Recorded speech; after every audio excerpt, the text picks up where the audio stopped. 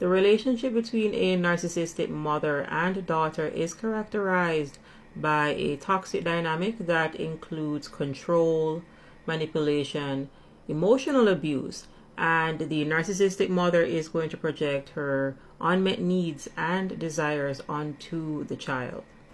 It is a common misconception that all mothers love their children. Narcissistic mothers love no one, and that includes their children.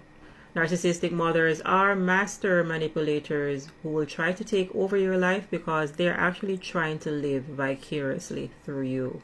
In today's video, we're going to delve into 5 key aspects of the narc mother and daughter relationship. But before I get to that, I want to preface today's lesson by stating that if you had a narcissistic parent, if you had a narcissistic mother, you had an emotionally immature mother.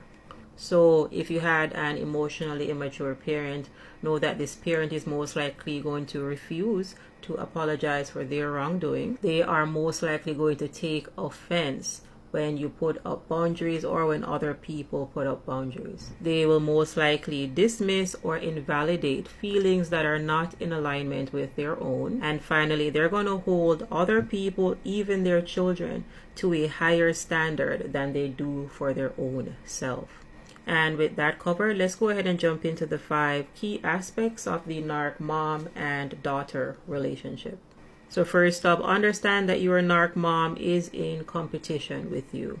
Narcissistic mothers see their daughters as competition, especially if the daughter possesses skills and abilities that the narcissistic mom does not have or that they desire. For example, let's say you're a really good singer, or you are really good at sports, or maybe you're very funny, and if you walk into a room, the room lights up and everybody has a good time. If the narcissistic mom does not have these qualities, then this can lead to jealousy and envy. And this will make the narcissistic mom ramp up their need for control and dominance over you.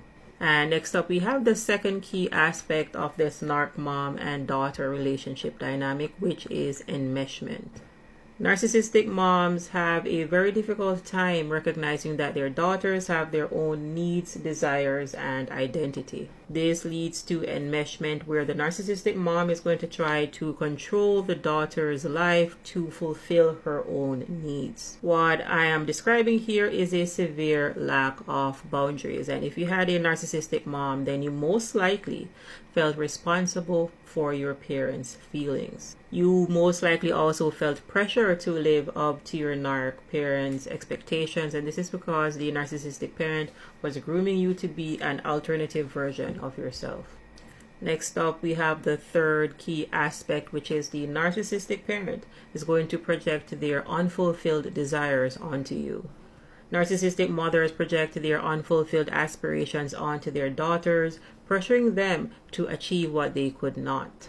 This projection can oftentimes be very overwhelming and lead to feelings of being a burden or feelings of being unvalidated for your own aspirations. For example, let's say you were very good in art, let's say you could sing very well and you could play instruments and you wanted to become a musician. If the narcissistic parent, on the other hand, wanted you to go the sport route, then they're most likely going to guilt trip you and coerce you to join the soccer or basketball team, for example. All of this boils back again to the narcissistic parent's lack of boundaries and high enmeshment. This means then that the narcissistic parent is going to invade your privacy and disregard your emotions. And the fourth aspect of this narc mom and daughter relationship dynamic is emotional manipulation. When we are talking about pathological narcissists, it is important to understand that at an emotional level, you are dealing with people that are based in shame and they are unable to move past their pride. When I say that pathological narcissists are rooted in shame, understand that what we're talking about here is pathologically low self-esteem.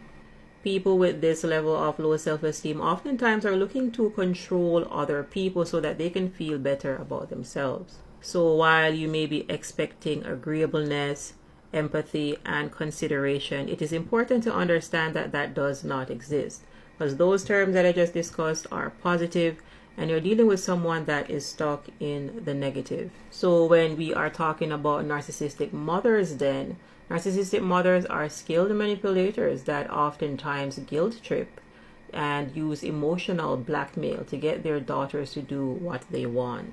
They will oftentimes play the victim, and this is to get your sympathy, and they will use your emotions against you. Again, this is emotional manipulation. And finally, we have the fifth key aspect, which is conditional love. Love from a narcissistic parent is conditional because they'll only show you love and kind regard when you meet their needs. This normally leads to an ongoing quest for validation, which is why oftentimes daughters in these toxic family dynamics end up people pleasers or with what we call codependency. I'll actually leave you with one more aspect of this relationship dynamic. So aspect number 6 of dealing with a narcissistic parent is parentification, or a role reversal.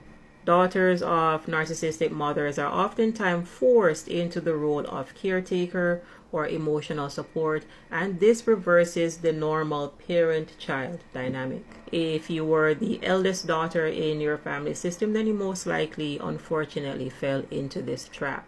Parentification essentially is when children are assigned parental roles. For example, you may have been given the role of raising your younger siblings. It may have been possible that your narcissistic parent used you as a confidant for their emotional or personal problems. Parentification also includes keeping secrets for parents and being the one that has to regulate your parents' emotions. It is important for daughters of narcissistic mothers to recognize the toxic dynamics at play and seek help through coaching, counseling, therapy, and it is also important to build a very strong support network.